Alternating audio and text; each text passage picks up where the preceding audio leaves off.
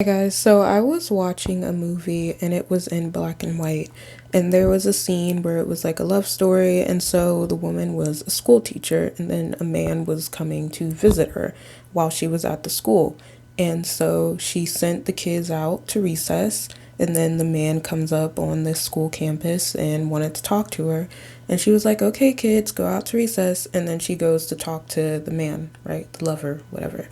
And I was thinking, like, wow, I never see this in schools. If you step away from a classroom and say, oh, the kids are at recess, they're good, it's just like the end of the world. And it makes me think of the concept of free range kids. And this is a concept that means we over police children, we over monitor children to the point if you take your child out to a library that's seen as neglect and bad, and oh my God, they might destroy the library. You don't know what they could get into. They might find a ball and then take it to the middle of the street and then bounce it around and get hit by a car just by you leaving them alone to read a book in the library. And it's just a lot of scenarios that make the world seem more dangerous than it really is. And with that being said, in schools, I see a lot of shut out, blacked out windows. And that is the biggest thing I've noticed when working in any classroom, back when I worked in classrooms.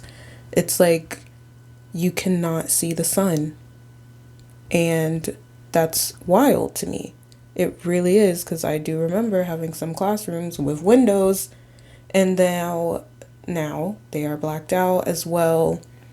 Parents, like a lot of parents, they never really go walk through the schools anyway, but it's still like a big barrier. So when I walked into school, I remember just walking, into school halls. Yes, there's a front office, but it wasn't like a barricade. Now schools have a barricade where it's like just a box, like a four wall box with like a glass, and you have to talk to the people at the front office. They scan your ID, except the door is locked and you can only get in if they press a button and ring a certain code. And I feel like that type of security is 100% unnecessary. And then there's no windows, so you can't even see who's walking down the hall, like through the door. Like you can't see anything inside of that schoolroom.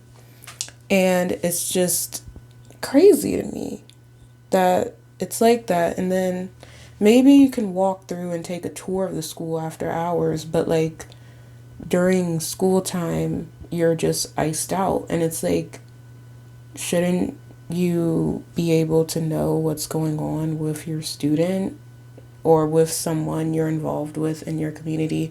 And I say that because, not everyone's like a legal guardian.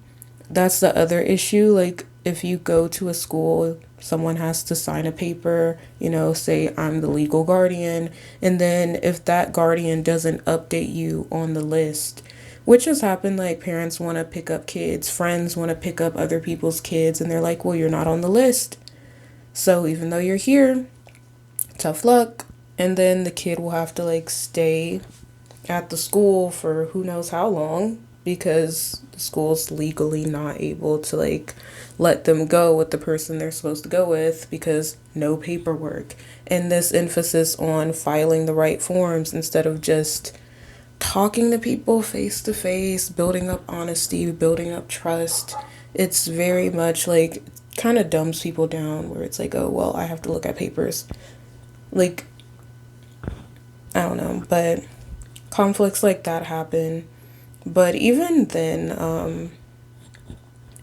I also wanted to say, with the monitoring, I've seen schools have cafeteria monitors.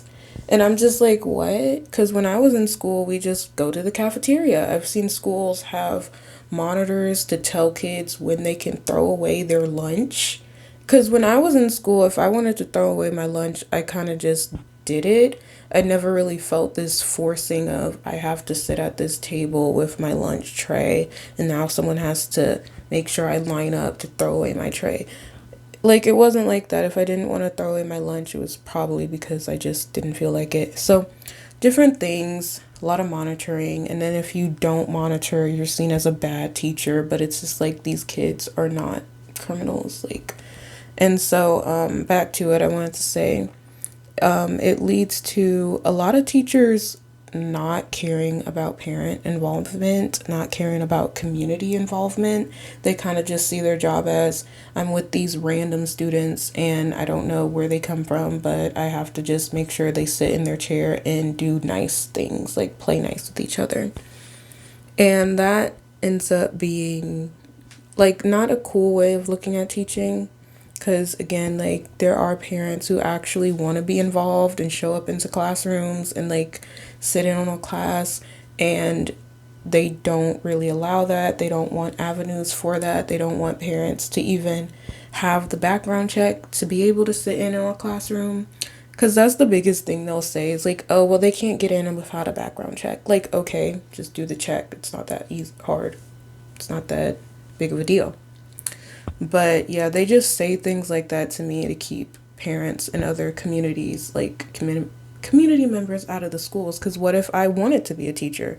Maybe walking into a classroom, not being paid to do it, but overseeing, looking at a classroom is good. Yeah, what if I wanted to be a tutor?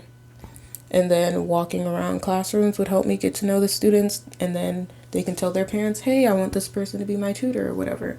Like, I just think having more open doors for things like schools could really be helpful. And it could lead to people caring about kids more, and then them having more skills and like job opportunities. Because there's so many people in public schools because they're forced to be there. And who knows? Having more people to come into schools to give speeches, maybe discuss different career paths, different avenues, having parent involvement, it could really help kids do better as well. Lastly, I had a teacher and she was a very old woman with like gray hair, looked like Mrs. Claus, and she would dress up as like an elf for Christmas, blah, blah, blah. She was a very tough teacher.